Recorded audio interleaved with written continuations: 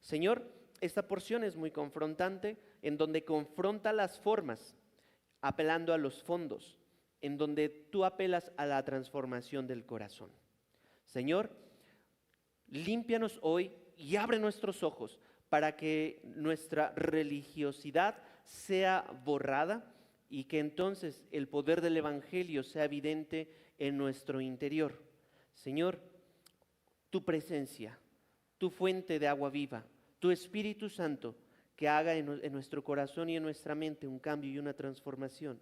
Y usa a tu siervo, Señor, para que sea tu palabra predicada.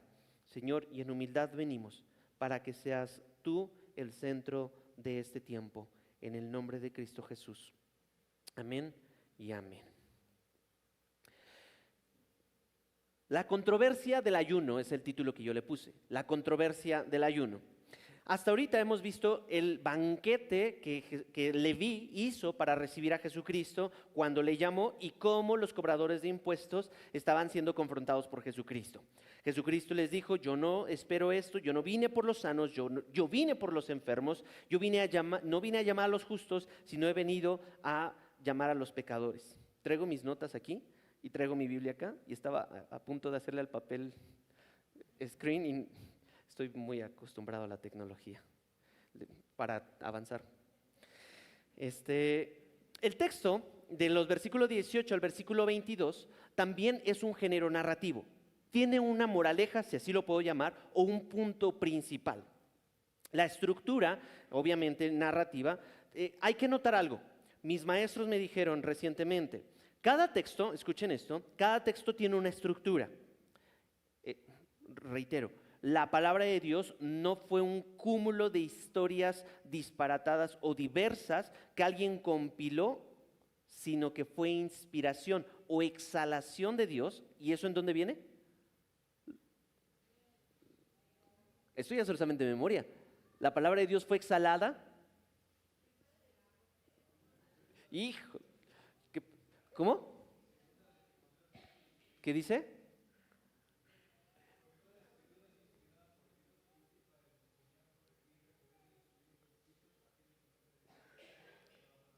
Ándale, muy bien. Cada texto entonces tiene una estructura. La Biblia no fue esto, sino que tiene un gran hilo conductor que denominan la gran historia de la redención. ¿Sí? Esta estructura nos revela el énfasis de cada texto y el énfasis de la mega énfasis. El énfasis debe formar nuestro mensaje, no simplemente es lanzar ideas por lanzar. Hay una enorme diferencia entre la estructura humana o la organización humana y la organización o la estructura del Evangelio. En el reino humano o en el reino de Dios hay una gran diferencia y este es el enfoque en el cual el texto va a estar hablando. Nos va a estar arrojando un conflicto que es ¿qué diferencia hay entre la religión y el Evangelio? Que no es lo mismo. No es lo mismo la religión que estar en Cristo Jesús. ¿Pero de qué se trata todo esto? Bien, antes de entrar ya al tema, al punto central, en esta porción que es muy pequeña, vemos una ambientación. Es decir, hay personajes, hay una ambientación. En el versículo 18, en la primera parte, ¿sí? Ahí tú puedes notar, checa en tu Biblia. Los discípulos, vamos a hablar cuáles son los personajes y ahí vamos a interactuar tú y yo. Los discípulos de Juan y los fariseos estaban ayunando y vinieron y dijeron a Jesús, ¿cuántos personajes tenemos hasta ahorita? ¿Quiénes?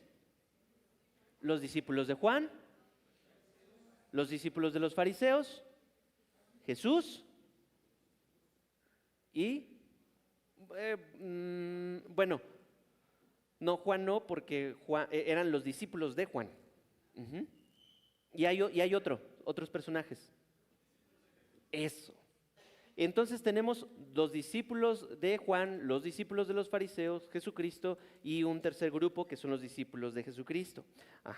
Es interesante, está hablándole a discípulos. Sin embargo, esta narrativa no vemos, o a menos de que yo me equivoque y tú tengas otra versión, no especifica el momento en el que sucedió este hecho. No hay una referencia de tiempo, vaya. ¿Sí? Lo único que sabemos es de que sucedió posterior al banquete de Leví. Es lo único que sabemos. Pero no sabemos si pasaron días, no sabemos si pasaron semanas o enseguida o al día siguiente del banquete de Leví. No hay esa referencia. ¿Vamos bien hasta aquí? Es muy sencillo observar todo esto. Estamos en un proceso de observación juntos como iglesia. Y entonces está esta ambientación y hay un conflicto. Normalmente el conflicto es, ¿qué es lo que se trata de resolver? Y yo lo apunté en la segunda parte del versículo 18. Y vieron y dijeron a Jesús, ahí está el conflicto, a forma de pregunta. ¿Por qué ayunan los discípulos de Juan y los discípulos de los fariseos? Ajá. Estos dos grupos sí están teniendo una práctica religiosa y el contraste está, pero tus discípulos no ayunan. ¿Por qué? ¿Por qué tus discípulos no ayunan? ¿Por qué existe una diferencia? Y si tú tienes hijos o fuiste hijo, se nos hace bien fácil. Ah, mamá, ¿por qué él sí y yo no? Hacemos como esa diferencia normalmente y es muy natural como humanos. A continuación, se presenta el clímax. El clímax está en el versículo 19 y 20, cuando Jesús responde. ¿Te acuerdas que la semana pasada también Jesús oyó y respondió? En este momento también Jesucristo no guarda silencio, sino que responde. ¿Por qué es el punto de no retorno? Porque cuando salen las palabras, ya no hay vuelta atrás. Ya no puedes tragarte otra vez tus propias palabras. Y Jesucristo es en el punto de retorno, está contestando esa controversia, ese punto, ese conflicto. ¿Y qué dijo? A manera de metáfora. ¿Acaso pueden ayunar los acompañantes del novio mientras el novio está con ellos? Mientras tienen al novio con ellos, no pueden ayunar, pero vendrán días cuando el novio les será quitado y entonces ayunarán en aquel día. Esa fue la respuesta. ¿Preguntas? ¿Dudas? ¿Ya se respondió? Acuérdense, se los dije hace un momento, en este punto Jesucristo está utilizando un lenguaje para que los demás no entiendan. Es una respuesta complicada. O sea, si tú y yo no tuviéramos el Nuevo Testamento y no supiéramos que Jesucristo fue muerto, ¿cómo sabríamos de que este Mesías iba a morir? No había manera. Pero estos discípulos letrados sí tenían conocimiento de las profecías. Sin embargo, aún el mensaje está oculto. ¿Cuál era el fondo? Primeramente, nos arroja muchas preguntas este texto. No, me parece muy particular, muy interesante, y de verdad les confieso, me costó trabajo poder llegar y escudriñar y poder revisar todo esto, pero me surgen muchas preguntas y a lo mejor a ti también. Primero, ¿por qué se habla del ayuno? ¿Cuál es el fondo del ayuno? ¿Cuál es el propósito del ayuno? ¿Por qué lo meten aquí? Otra pregunta que me surge es, ¿qué relación hay entre el ayuno y el acompañar a un novio de bodas? ¿Qué relación hay? Y otra tercera pregunta que me surge es, ¿cuándo se va a ser quitado este novio? Primero, ¿quién es el novio? Bueno, ustedes sí lo saben, muy bien, pero surgen muchas preguntas aquí. Vamos a ir tratando de resolverlas bíblicamente.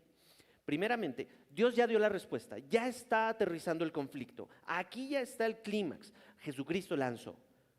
Vamos nosotros a empezar a ponerle un contexto, porque si no, podemos hablar de que un montón de cosas.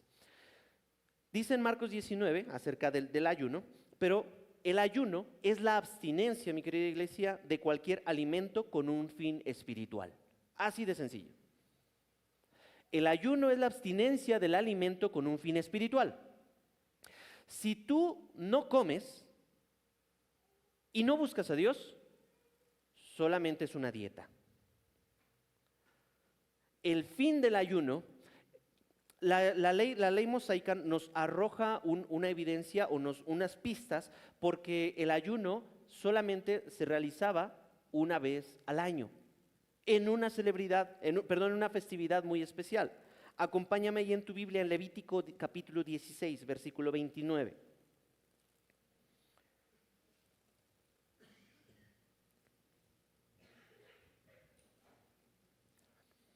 ¿Sí? Mientras tú encuentras Levítico 16, 29, ¿sí? te voy a compartir lo siguiente. El ayuno es con un fin espiritual para humillar el espíritu. Ajá. Suena muy sencillo. Así es. Dice Levítico capítulo 16, versículo 29 hasta el 34. Dice, sígueme ahí con tu mirada. Y esto, hablando de esta ley que se está promulgando, y esto será para ustedes un estatuto perpetuo, es decir, no tendrá un fin. En el mes séptimo, a los 10 días del mes, hagan sus cuentas ahí, humillarán sus almas. Subrayen esa frase. Humillar sus almas, si bien no dice ayuno, es lo mismo que se hace referencia para cuando uno está ayunando, la humillación del alma o la mortificación del cuerpo con un objetivo. Dice, humillarán sus almas y no harán obra alguna, muy parecido al día de reposo. Ni el nativo ni el extranjero que reside entre ustedes, es decir, nadie de los que trabaja contigo. ¿Por qué? Porque en este día se hará expiación por ustedes para que sean limpios. Es decir, va a haber alguien que va a expiar tus pecados. Sí, en este caso siempre era un cordero, un animal inocente, para que fueran limpios. Y dice, continúa el texto, serán limpios de todos sus pecados delante del Señor. Esta era la esperanza para el pueblo hebreo antes de Cristo, porque a veces, no sé si te ha surgido, es cómo entonces había esperanza para los hebreos o los judíos cuando no había Cristo. Bueno, sucedía una vez al año, en el día de la expiación, tus pecados son perdonados. Solamente una vez al año. Continuemos. Dice, delante del Señor será para ustedes día de reposo, de descanso solemne, para que humillen sus almas nuevamente. Aquí está este punto. Es estatuto perpetuo. Así, el sacerdote que es ungido y ordenado para ministrar como sacerdote, en lugar de su padre, hará expiación. ¿Sí? Eso quiere decir que se pondrán las vestiduras de lino, las vestiduras sagradas, y hará expiación por el santuario. Hará expiación también por la tienda de reunión y por el altar. Además, hará expiación por los sacerdotes y por todo el pueblo de la asamblea. Ustedes tendrán esto por estatuto perpetuo, para hacer expiación. Estatuto perpetuo significa que nunca termina. Expiación por todos los israelitas, por todos sus pecados, y una vez cada año. Vamos a hacer, los hebreos decían, hagamos ayuno una vez al año. Una vez al año. ¿Está bien? Tal como el Señor le ordenó a Moisés, y así lo hizo. ¿Vamos bien hasta aquí? Esa es la ley, esa es la norma, así son los lineamientos mosaicos. En este punto estaban los discípulos de los fariseos. Los discípulos de los fariseos, como toda organización, como todo emprendimiento humano, tiende a torcerse, tiende a enchuecarse y necesitan ser enderezado por la palabra de Dios. En este punto, ya regresando a la historia de Marcos, a la narrativa, los fariseos habían exagerado y llevando a un punto casi insano el ayuno. Estaban ayunando 2 veces a la semana. No una vez al año, 2 veces a la semana. ¡Ay, qué santos! ¡Qué religiosos! No, esta era una manera religiosa que no comunicaba humildad ni humillación. Era totalmente lo contrario. No había frutos de humildad. Lucas, según Lucas 18:12, dice la historia de este fariseo que está orando con este publicano. Recuerdan que la semana pasada la pusimos como ilustración. Está este fariseo dando alusión y diciendo, yo ayuno 2 veces por semana, doy el diezmo de todo lo que gano. Hay una arrogancia por su decencia, hay una arrogancia por lo que ha logrado, por sus méritos. Bien, qué bueno que Jesús les dijo eso, ¿no? Acerca del ayuno. Jesús a otros fariseos en Mateo 6:16 los reprende severamente. A esta clase de personas que están tomando un rito religioso para humillar y glorificar a Dios, y los reprende en su forma de ayunar. Es decir, perdieron el fondo, perdieron el propósito, perdieron el objetivo del ayuno. Dice Mateo 6:16, y cuando ayunen, no pongan cara triste. No pongan cara triste como los hipócritas, porque ellos desfiguran sus rostros para mostrar a los hombres que están ayunando. Dice más adelante, ellos ya recibieron su merecido, ya tienen su recompensa. Ok, hay un gran problema ahí. También los discípulos de Juan, este otro grupo de los personajes, posiblemente hay dos posturas con respecto a los discípulos de Juan. La primera, que yo me decanto por esta, es cualquiera de los dos. El punto es de que estaban ayunando. Una postura dice que los discípulos de Juan ayunaban como una forma de duelo porque habían degollado a Juan el Bautista, su maestro, en versículos anteriores. Entonces, una forma de mostrar su duelo y su dolor era vestirse de cilicio y ayunar, no ingerir alimento. Posiblemente esa sea una opción, y otros argumentan que estaban practicando el ayuno de la ley mosaica, que era la misma temporada de lo que leímos en Levítico. Había coincidido, se habían traslapado estos dos personajes. El punto es de que estaban ayunando. Por tanto, estos discípulos se habían saltado la norma que establece el ayuno y únicamente se deriva de la ley de Dios. En el día de la expiación, una vez al año, unos de una forma exagerada y otros sin realmente saber lo que significaba, ¿sí? Acompáñame a Isaías 58, porque bien la ley mosaica dice ayuna y tiene estas características. En Isaías habla acerca de otro ayuno, pero no habla de un ayuno en sentido literal, sino habla de un ayuno que tiene que suceder en una transformación del corazón. Isaías, ¿sí? Capítulo 58, versículos 6 y 7. Dios va estableciendo todo esto. Ojo, no era ajeno a este primer grupo de discípulos. Dice Isaías 58, 6 al 7 con respecto al ayuno. ¿No es este el ayuno que yo escogí? Desatar, escucha esto, las ligaduras de impiedad, o esto que te priva de tener una devoción con Dios, desatarlas, desmenuzarlas, soltar las coyundas del yugo, dejar ir libres a los oprimidos y romper todo yugo. Está hablando de libertad, ¿sí? No es para que compartas tu pan con el hambriento y recibas en casa a los pobres sin hogar, para que cuando veas al desnudo lo cubras. Es decir, le está dando un sentido muy profundo de amor al prójimo en Isaías. Y luego dice, y no te escondas de tu semejante. Entonces el ayuno ya se ha llevado a la práctica, o en un sentido figurado, si lo puedo poner así, era de conocimiento para estos dos grupos. Si no sabías para qué era el ayuno, ya puedes tener unas pistas. No es nada más como, ay, me voy a ahorrar unos pesitos porque ya no voy a desayunar, me voy a ahorrar otros pesitos porque ya no voy a comer, ay, me voy a ahorrar los trastes que no voy a lavar de la noche. No es eso. ¿Te fijas cómo Isaías nos da un gran mandato? Entonces, ese es el fondo. Pero ¿qué relación hay con acompañar al novio y ayunar? Esa es la otra pregunta que nos resulta de este texto. Bien, Jesucristo o la palabra de Dios siempre hace muchas comparaciones entre Dios y su pueblo como una fiesta de bodas. Es decir, su presencia había sido la llegada del novio para celebrar una boda. Y la palabra de Dios hace muchas referencias en cómo en el Antiguo Testamento Jesús dice de su pueblo como mi esposa, y entonces eso, un matrimonio, lo va enriqueciendo.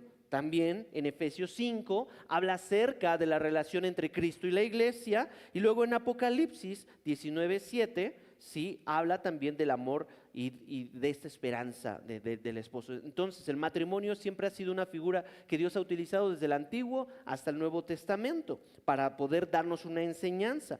Por lo tanto, cuando está el novio, porque no está hablando acerca de los acompañantes del novio, sino del novio en sí. Y nosotros como iglesia somos la novia de Cristo. En este punto, si tú puedes recordar el día de tu boda, y espero y deseo que puedas valorar con mucho amor y encanto el día en que se casaron, pero si te forzaron a casarte, arrepiéntate y renueva tus votos, porque el día del casamiento es algo espectacular. Cuando yo me casé, yo cantaba por todos lados, todo es increíble, como la canción del Lego, todo es increíble, y yo me prometí no llorar en el día de mi boda. ¿Y qué creen que pasó? Lloré de felicidad. No me podía contener de la felicidad y de la alegría, porque era un día muy especial. Era un día que guardo y atesoraré por el resto de mi vida. Jóvenes, el matrimonio no es poca cosa. Guárdense, porque el día en el que el Señor disponga, en el momento justo, no cuando tú y tu novio crean que, o tu novio, no. Cuando Dios disponga, vamos a poder celebrar contigo una gran fiesta. Y queremos celebrarlo contigo, pero todo a su tiempo. Porque la boda es importante, es de fiesta. ¿Y el ayuno qué significaba? Luto, resguardo, y por lo tanto esa es la relación. Aquí está el novio. ¿Por qué están de luto? ¿Por qué lloran? No hay necesidad. Es decir, tengan gozo. Tengamos gozo, les está diciendo ahí a estos discípulos.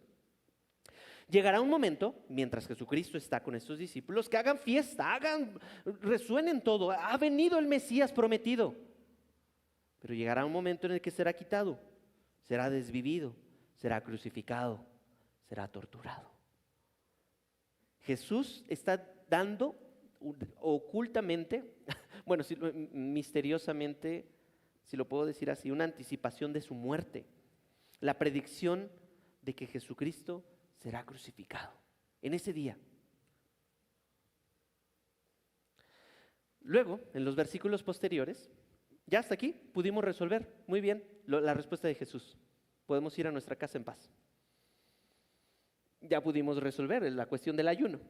Es decir, Jesucristo, no lloren porque aquí estoy con ustedes. Pero Jesucristo en los versículos posteriores extiende esa resolución o esa respuesta. Me hubiera encantado decirles como iglesia, y queda más claro, pero ahora sí que queda más enredado, porque chéquense la resolución de que Jesucristo extiende.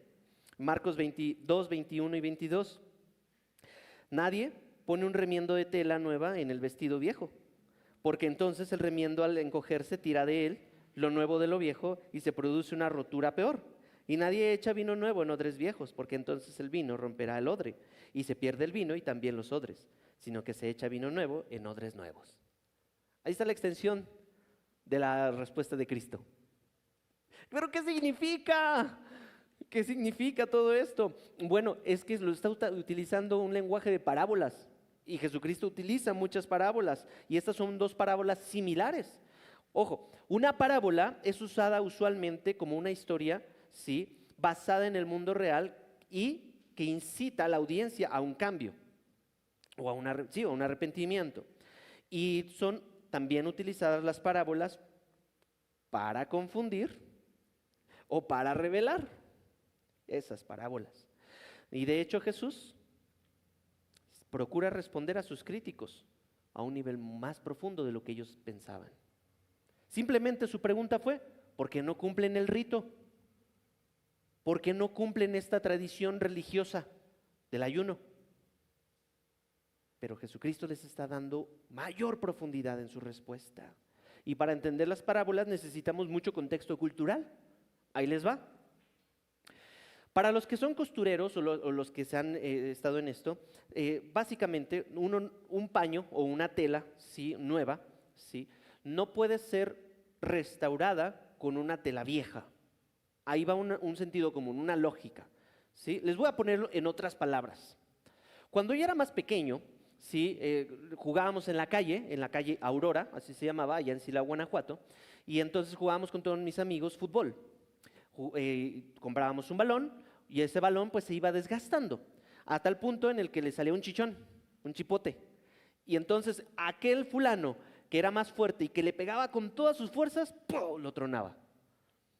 También, afortunadamente, si lo puedo decir así, en la esquina de la Aurora ¿sí? Donde viví cuando era niño, había un señor que le decían el cuate y que se dedicaba a surcir, a reparar los balones de fútbol cuando se ponchaban. Pero en una ocasión se desbarató esto, se desbarató el balón y lo llevamos. Y, oye, cuate, ¿nos puedes ayudar para poder utilizar nuevamente este balón? No había mucho recurso, entonces teníamos que utilizar el mismo balón, no íbamos a comprar otro nuevo, ¿sí? Y vamos, lo surcía, tú, tapas, tas. Y la parte que había sido explotada en pedacitos, la sustituía por otro. El balón, corríjanme si me equivoco, está en hexágono o en pentágonos, ¿verdad? Como en fragmentitos hexagonales y pentágonos, para que pueda tener mayor resistencia. Lo que hacía es de que quitaba, descosía ese pedacito y luego agarraba otro balón, más o menos como del mismo tiro, del mismo como condición, y lo surcía. Le quitaba este pentágono, este hexágono, y lo empezaba a surcir. Aunque fuera del color diferente, porque él sabía al principio. Si le ponía de un balón nuevo esa parte a un balón todo viejo, desgastado, ya sin pintura, iba a pasar una de otra. Que se tronara cuando lo inflaran de nuevo, y si también agarraba una parte más antigua, sucedía lo mismo, se truena, no puede usarse. El mismo principio está dando aquí Jesucristo. El paño nuevo se va a encoger y tirará de lo viejo, haciendo peor la rotura. Lo mismo sucede con el vino nuevo, o una segunda parábola. ¿Ya vimos? De que no puedes poner una tela vieja en una tela nueva, porque cuando la laves, se va a estirar, se va a romper, va a dejar de usarse. Lo mismo sucede con el vino nuevo. Esto no estoy diciendo que Jesús está avalando el consumo del vino. Está utilizando una parábola que todos ahí comprendían o que eran muy familiares. Los odres viejos, ojo, el odre es un pedazo de tela que comúnmente era de cuero de cabra, sí, que se hacía, que se curtía para que formara una bolsa. Ahora, mujeres, tú tienes una bolsa de piel o símil o lo que sea, era la misma idea. Sin embargo, este odre era para almacenar líquido. Tenía que curtirse, tenía que prepararse. Y cuando tú pones una piel y va pasando el tiempo, ¿sí? ¿Qué pasa con la piel?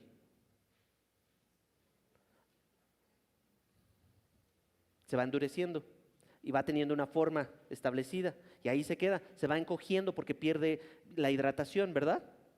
Y ya queda así. ¿Qué pasaría entonces si le vierten vino? ¿Cuál es el proceso del vino? La fermentación. ¿Y qué pasa con la fermentación si está tapado el recipiente? Se expande por el gas. Y entonces, ¿qué pasará con el odre? Se truena y se desparrama. Y se pierde el odre y se pierde el vino. ¿Muy claro? ¿Qué relación tiene entonces con el ayuno? Y Jesús sabía exactamente cómo responder a cada grupo.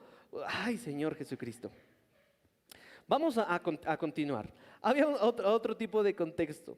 El contexto circunstancial o lo que había alrededor. Ya hemos visto que Jesucristo lo que está atacando o resolviendo no es la imposición de nuevos ritos religiosos.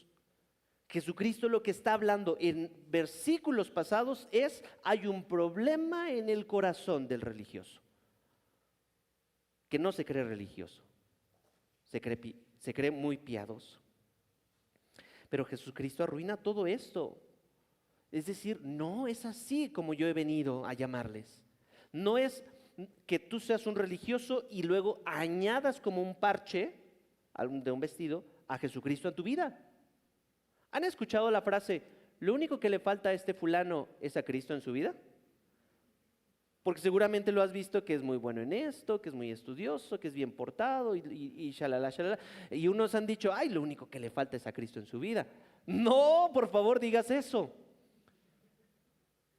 Porque Jesucristo no es un parche. No es algo que añades. Porque si no terminará rompiéndolo. ¿Sí?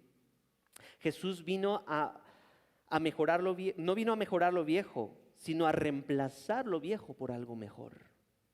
por algo nuevo, no una vieja costumbre, no un viejo vestido, no un viejo odre. Hay unas ceremonias, inclusive, escuchen esto, hay unas ceremonias judaizantes. Los judaizantes son aquellos que siguen proclamando que Jesucristo no es el Mesías. Y entonces hay muchas sectas, entonces, hay que dejarnos los chonguitos aquí y la barba acá y se me fue el nombre de esta, la kipa aquí, y entonces yo ya soy judío. Y tachan y señalan a los que creen en Jesucristo. No es que los judíos son los nuevos emprendedores del mundo. Bueno, las ceremonias judaizantes están en contra de lo que Jesús dijo aquí. No puedes añadir a Jesús a tu vida. O te rindes y dejas todo para seguir a Jesús, o en realidad no estás siguiendo a Jesús. El Evangelio de la Gracia no puede armonizar con la antigua estructura religiosa ni con ninguna otra estructura humana. Dejémonos de construir religiones y sectas. Y dejémonos de pensar que nuestro cumplir nos va a ayudar a ser más piadosos o más delante de Dios.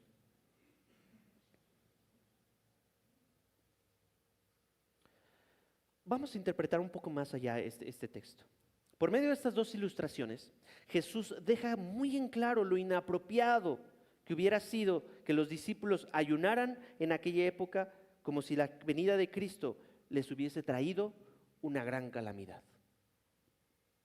También, la boda es una actividad de gran gozo. Por lo tanto, para nosotros, una aplicación a nuestra iglesia sería: y cuando nosotros nos reunimos para glorificar a un Dios vivo, una iglesia que Dios, Cristo en el Evangelio nos ha otorgado vida y vida en abundancia, es decir, habemos muchos congregantes en vida que adoramos a un Dios vivo. ¿Cómo deberían ser entonces nuestras congregaciones? ¿Llenas de qué? ¿De lamento y calamidad? ¿De tristeza? De gozo, de fiesta. Ojo, no estoy invitando a que a partir de adelante pongamos focos y virtamos vino aquí, globos y vino y nos casemos todos los días. La intención es de que Dios ha dispuesto en una aplicación para nosotros el día de hoy un gozo que no se puede ocultar, porque Cristo no tan solo fue quitado, sino que vendrá. Y entonces este gozo que nosotros podemos externar viene de lo profundo del corazón. Jesucristo, gracias, porque inclusive en medio de la aflicción me puedo gozar. ¿Se acuerdan de Santiago? ¿Se acuerdan de Romanos? Las antiguas formas religiosas no pueden contener el flujo y el poder del Evangelio. Nuestra cara, todo nuestro ser tiene que ser impactado por la llegada de Cristo a nuestra vida. La religiosidad y el Evangelio son opuestas entre sí. Opuestas entre sí. Ojo, la religiosidad entonces es un apego a las reglas. Un apego exacerbado a las reglas. Y el Evangelio es un apego a la vida gozosa por la vida de Cristo que me ha dado vida. Nos ha dado vida, iglesia, cuando estábamos muertos en nuestros delitos y pecados. Juan 10:10 también como otra aplicación de este texto. El ladrón solo viene para robar, para matar y destruir. Tengo que tener mucho cuidado con esto, porque no quiero sonar moralista. Sin embargo, el ladrón lo que va a querer hacer es destruir, robar y matar el fruto. Contrastémoslo con Jesucristo. Yo he venido para que tengan vida y para que la tengan en abundancia. Para que los que reconocen a Cristo como su Señor y Salvador no deben tener una actitud de tristeza o de luto, sino que en su corazón y mente deben estar llenos de gozo. Y me muerdo la lengua mientras digo todo eso, porque en mi fondo hay un Grinch dentro de mí que quiere apagar todo.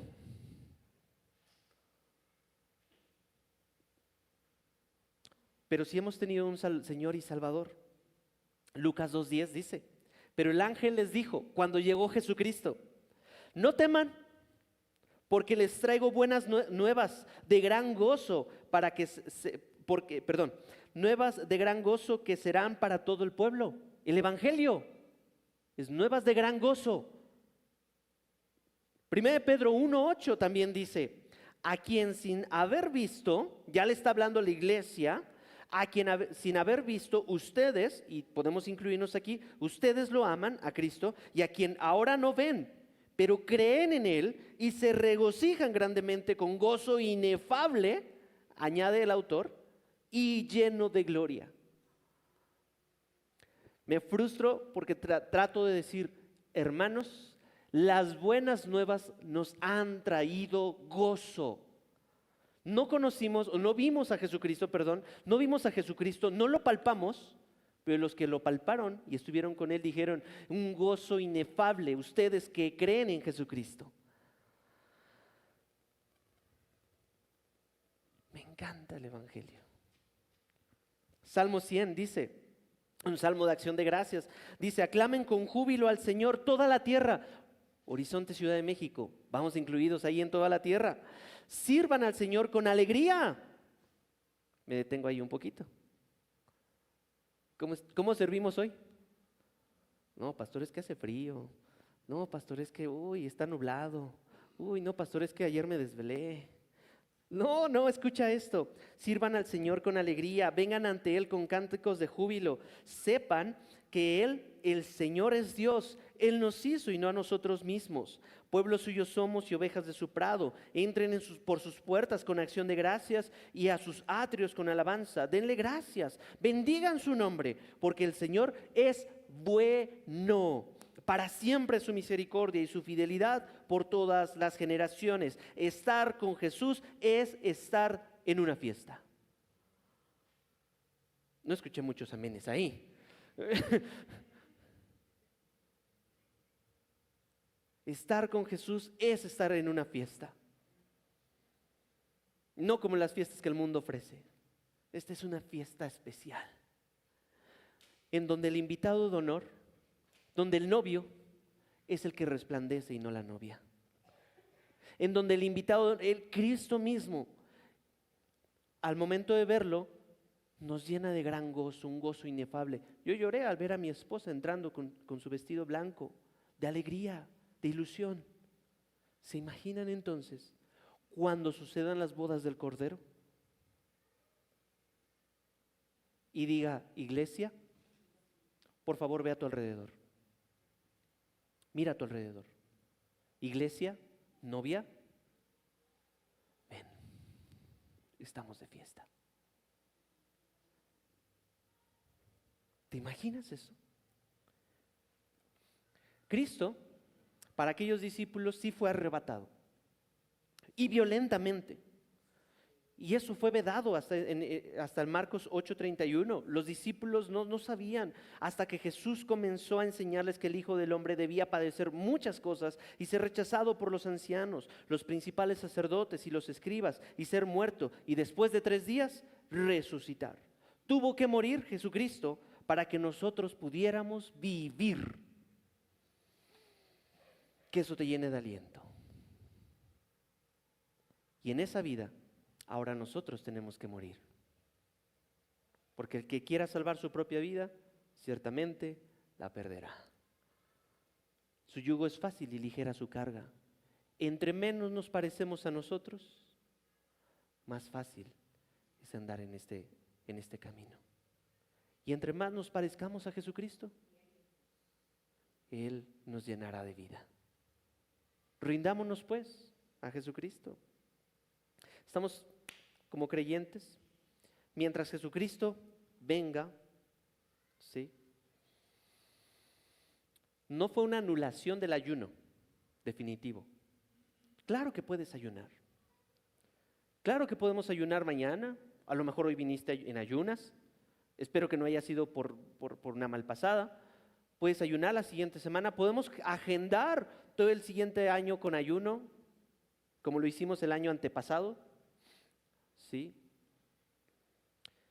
Pero lo que se necesita es de que corresponda nuestro ayuno a un corazón que refleje la sanidad de Cristo en nosotros. Si vamos a ayunar, que sea: Señor, ayuno porque tú me sanaste. Y entonces me humillo a mí mismo para que tú, poder conectarme contigo, para que poder contemplarte. Quitémonos entonces, como manera de aplicación, esa idea de que utilizo el ayuno para hacerle manita de puerco a Dios.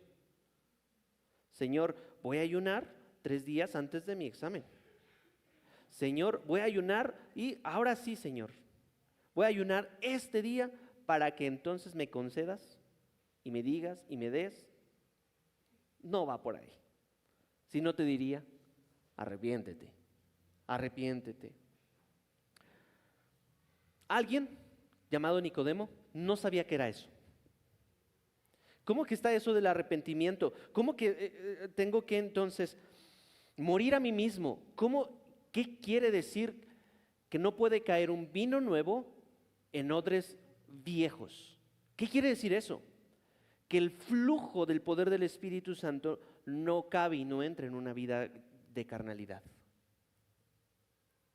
En un vestido de antigua naturaleza pecaminosa. Y Nicodemo no sabía de qué se trataba eso. Y por algunas caritas que veo, yo también veo que no hay. Acompáñame en Juan capítulo 3, versículo 1. Ya entendimos más del ayuno, del gozo que Cristo nos da. Ok, ¿cómo puedo entonces ser un odre nuevo? ¿Cómo puedo ser un vestido nuevo? ¿Qué hay que hacer? Quitémonos eso, no hay que hacer nada. Cristo ya lo hizo todo en la cruz. Juan capítulo 3, versículo 1, dice: había un hombre de los fariseos, ¿sí?, llamado Nicodemo, un religioso pues, prominente entre los judíos. Este vino a Jesús de noche y le dijo, así como ahorita: Rabí, sabemos que has venido de Dios como maestro, porque nadie puede hacer las señales que tú haces si Dios no está con él. Muy bien, Nicodemo, muy bien, estás entendiendo bien lo que Jesucristo vino a enseñar. Luego Jesús le contestó: en verdad te digo que el que no nace de nuevo no puede ver el reino de Dios. Uy. Nicodemo le contestó: ¿cómo puede un hombre nacer siendo ya viejo? ¿Acaso puede entrar por segunda vez en el vientre de su madre y nacer? Jesús nuevamente le respondió: en verdad te digo que el que no nace de agua y del Espíritu no puede entrar en el reino de Dios. Lo que es nacido de la carne, carne es, y lo que es nacido del Espíritu, Espíritu es. No te asombres de que te haya dicho: tienen que nacer de nuevo. No se trata de remendar tu vida.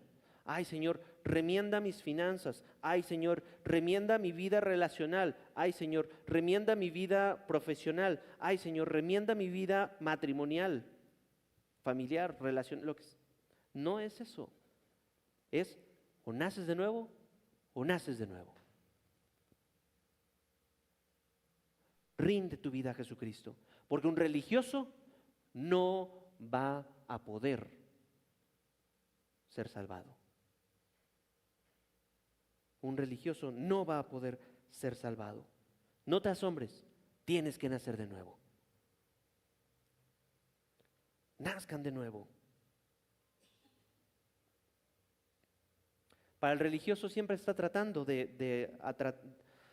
siempre está tratando de manejar, cambiar, modificar lo externo. ¿Y ahora cómo me peino para verme más cristiano? ¿Y ahora cómo me visto para hacerme más cristiano? ¿Y ahora qué más hago, digo, pienso y dejo de hacer para verme más cristiano? El religioso siempre piensa en su apariencia, pero el Evangelio trata con el corazón. Eso es lo que Jesucristo les estaba tratando de decir en esta historia.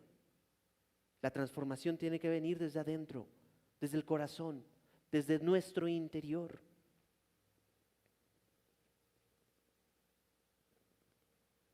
Pareciera que el cristianismo para algunos es simplemente dejar de hacer lo que queremos o lo que nos gusta. ¿Por qué ya no tomas Es que me lo prohíbe mi religión. Oye, ¿y por qué ya no vas a las fiestas? Es que me lo prohíbe mi religión. Oye, ¿y por qué no te juntas? Ay, pareciera que el cristianismo es dejar de hacer lo que nos gusta o lo que queremos y hacer lo que no queremos o lo que no nos gusta. Pero no, no importa lo que hagas o lo que dejes de hacer. Lo que Cristo busca es un corazón arrepentido. Checa esto. Mateo 6, 16, 18. Y cuando ayunen o cuando hagan este rito, no pongan cara triste como los hipócritas, porque ellos desfiguran sus rostros para mostrar a los hombres que están ayunando. En verdad les digo que ya han recibido su recompensa, lo dije hace un ratito. Pero tú, cuando ayunes, unge tu cabeza y lava tu rostro, para no hacer ver a los hombres que ayunas, sino a tu Padre que está en secreto. Y tu Padre que ve en lo secreto, te recompensará.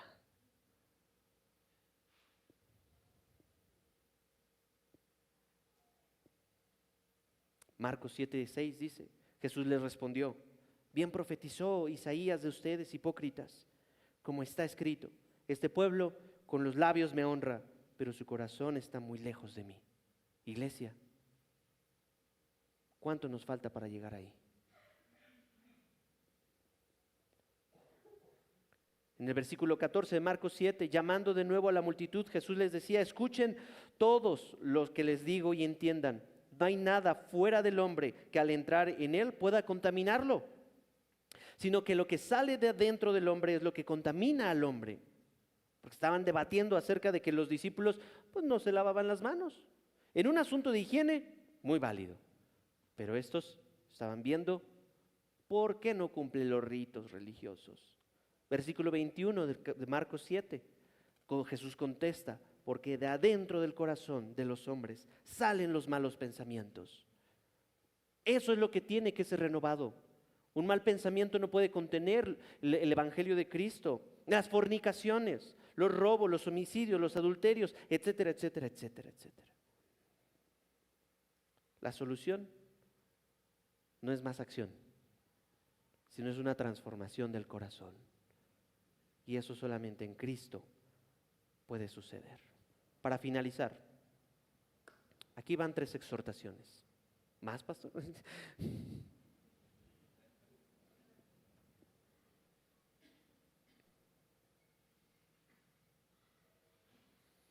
La tristeza no es un fruto del Espíritu Santo, ni la arrogancia,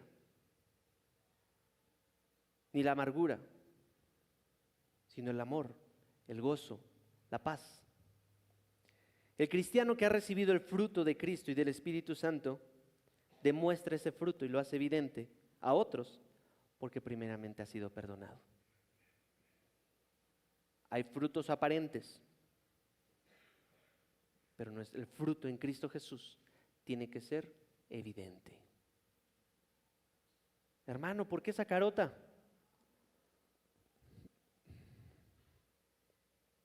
El cristiano es discípulo de Jesús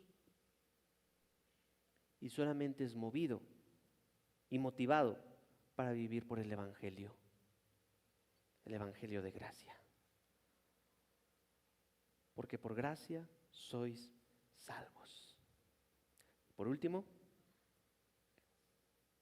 si tú no estás en Cristo, no has rendido tu vida en Cristo, el flujo, este vino, si lo puedo, en esta parábola, en esta forma de decir, el vino que puede llegar a tu vida, tu vieja naturaleza, no lo va a poder contener. No, es una locura. Si tú no estás en Cristo hoy, la vida de Cristo te va a reventar. Va a ser una locura para ti. Rinde tu vida a Cristo y dile, necesito ser renovado y transformado por completo. De otra manera, serás como un odre viejo recibiendo vino nuevo, en el cual muchos de mis hermanos estamos disfrutando. Un vino nuevo que cae a un corazón que se ensancha y que puede recibir el Evangelio de gracia. ¿Para qué? No para reventar. Un odre no se crea nada más para almacenaje, sino para hidratar a otros. Si mi vida y tu vida pueden ser para bendecir a otros. Mi hermano, ¿por qué estás ahí todavía? En la vieja naturaleza. O bueno, perdón, te dije hermano. Mi amado, rinde tu vida. Mi amada, rinde tu vida para que Cristo gobierne. Dios bendiga su palabra.